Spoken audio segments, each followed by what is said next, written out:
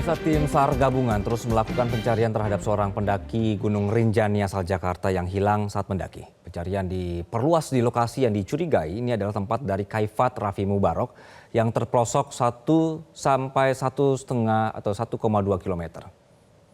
Tim gabungan dari SAR terus melakukan pencarian korban, yaitu Kaifat Raffi Mubarok, 16 tahun, adalah warga asal Jakarta yang dilaporkan hilang setelah jatuh ke jurang saat mendaki Gunung Rinjani di Lombok Timur, Nusa Tenggara Barat pada Minggu 29 September lalu. Tim menyisir lokasi yang dicurigai tempat korban terpelosok sampai ke Segara Anak dan juga terus menuju ke puncak Rinjani. Pencarian dilakukan menggunakan drone thermal dan juga dengan cara manual menuruni tebing menggunakan tali. Meski sudah memperluas area pencarian, hingga beberapa hari korban sempat ini belum ditemukan.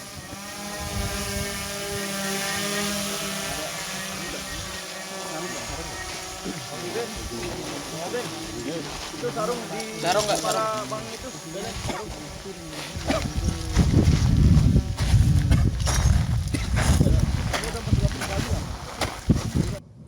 Kami ajak Anda bergabung dengan Saidar Rahman Jaya yang merupakan Kasih Operasi dan Siaga Kantor SAR Mataram. Selamat siang Pak Saidar. Selamat siang Mas Anggi. Ya, izin Pak, jadi perkembangan situasi di lapangan saat ini, Raifat ini sudah berhasil ditemukan atau seperti apa Pak? Baik, terima kasih Mas Anggi. Jadi ya sebelumnya saya juga terus saya sampaikan ucapan terima kasih sebelumnya kepada tim SAR gabungan ya, yang terdiri dari teman-teman TNGR ya, terus BKU dari TNI, Polisian ya. Terus beberapa porter dan guide yang ada yang terus melakukan kolaborasi bersinergi ya dalam proses evakuasi, dan semua mungkin unsur-unsur yang terlibat kami ucapkan terima kasih atas kerjasamanya yang cukup solid ya, sehingga semua proses evakuasi ini mudah-mudahan dapat berjalan dengan lancar ya Mas Anggi di hari ke-9 ini. Jadi tadi pagi mulai pukul 07.00 tim SAR gabungan sudah kembali menuju ke lokasi, yaitu kurang lebih 20 meter dari LKP yang pertama kali kita lakukan searching ya. Dan posisi korban adalah itu di tebing kurang lebih hampir 300 meter. Sementara sampai siang ini Mas Anggi, kami masih terus berupaya melakukan proses evakuasi dengan semua tim yang terlibat di lapangan. Tadi siang juga sudah kami coba koordinasi tentang proses evakuasi. Ada beberapa kendala yaitu di kedalaman 160. Di sini tebingnya sangat terjal ya, dengan penuh dengan cadas batu, sehingga kami melakukan improvisasi untuk melakukan evakuasi ini. Karena kalau kami tidak melakukan improvisasi itu akan terjadi friksi di tali yang kita gunakan. Dan ini mempengaruhi nanti proses daripada evakuasi. Demikian Mas Anggi. Baik, Pak, di layar Metro TV saat ini kan terlihat tadi ada tim yang akhirnya turun ke lokasi titiknya, begitu ya Pak. Titik ini akhirnya bisa terdeteksi ini memang menggunakan drone atau memang ada orang yang atau tim yang memang sengaja juga ikut turun secara manual Pak?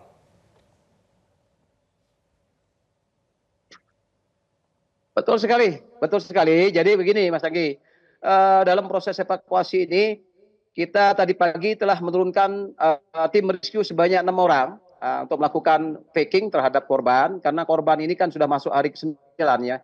Jadi sudah kondisi korban memang cukup ada pembusukan, sehingga kami harus melakukan proses evakuasi dengan hati-hati, sehingga nanti ketika terjadi benturan tidak mempengaruhi lebih parah lagi kondisi korban, sehingga mungkin dari pihak keluarga mungkin kita bisa serahkan posisi yang terbaik buat korban gitu. Kira-kira demikian Mas Anggi.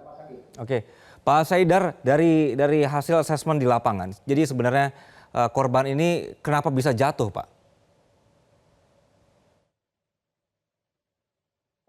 Jadi begini Mas Anggi, seperti yang terdahulu kami sampaikan bahwa korban ketika turun dari puncak Gunung Rinjani mau turun ke Sembalun, ketika itu dia dengan rombongan 13 orang, dia melakukan istirahat.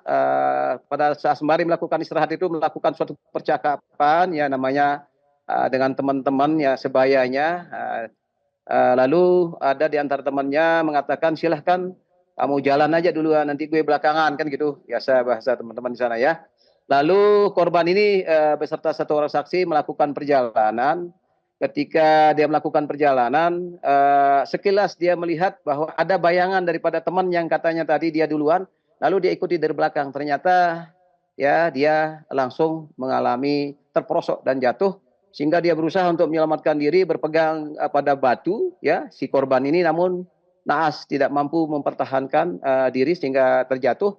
Namun temannya saksi ini dia mampu meraih sebuah pohon ranting, dia berpegang sehingga dia selamat, sehingga itu yang menjadikan kita bukti untuk melakukan penunjukan lokasi-lokasi, sehingga ini lokasi yang kelima ini Mas Anggi yang kita melakukan searching sehingga korban ternyata berada di sana dalam posisi dia terlungkup. Demikian Mas Anggi. Baik, Pak, ini kan kondisi di puncak gunung seperti ini kan cuaca berubah-ubah ya.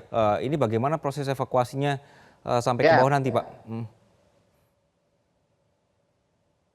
Baik Mas Anggi, kami tetap optimis ya karena tim ini cukup solid ya. Tadi sudah saya sampaikan bahwa tim SAR gabungan ini ya betul-betul bersinergi ya untuk melakukan proses evakuasi ya yang terdiri dari berbagai macam instansi tadi, TNI, Polri dan teman-teman sipil di sini baik ragaid maupun porter.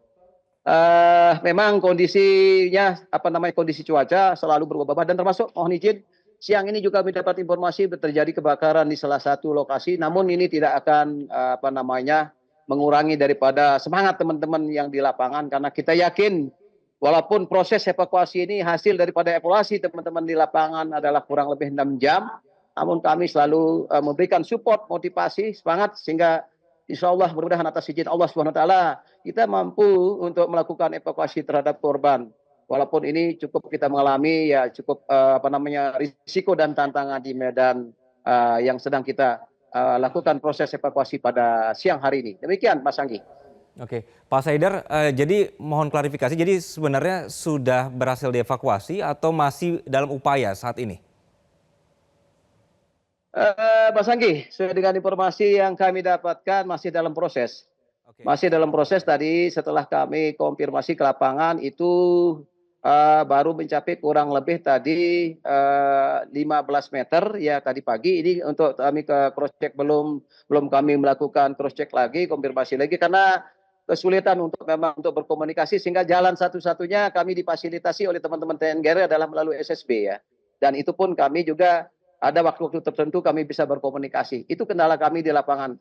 Namun mudah-mudahan Mas Anggi, informasi yang kami dapatkan tadi bahwa korban sudah dilakukan packing dan proses untuk evakuasi dan jalur-jalur yang katakanlah mungkin ada permasalahan atau kendala karena cukup ekstrim sudah kami membuat backup angkor ya. Ketika ada problem kami akan melalui jalur-jalur tertentu sehingga korban mungkin bisa kami evakuasi pada sore hari ini. Demikian Mas Anggi. Baik, Pak Saidar, doa kami supaya proses evakuasi berjalan lancar. Amin. Kemudian tim Amin, juga Mas. tetap selamat di sana, tetap aman begitu. Pak Saidar, terima kasih atas Amin. penjelasan Anda di Baik. Metro Siang. Baik, terima kasih Mas Anggi.